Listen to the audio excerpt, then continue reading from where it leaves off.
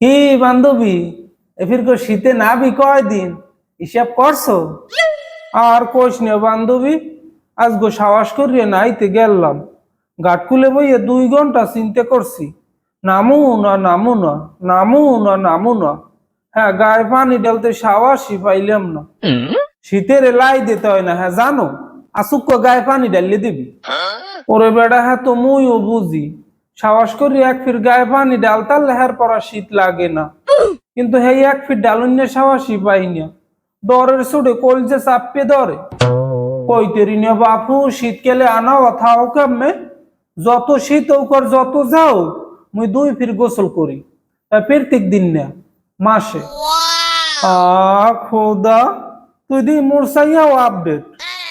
বেড়া আর কোষ নিয়া, শীতকালে গায়ে পানি ডেলা আর বেন নাহলে ল্যাপের তলে কোনে বাইরে আন, সব চাইতে কঠিন। ठीक है।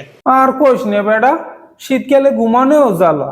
রাইতে কম্বল গায়ে দিলে কম্বল উল্টো পাইল না দিগলে পাইল, এই বিস্মৃতি বিস্মৃতি রাত পুরো হয়ে যায়।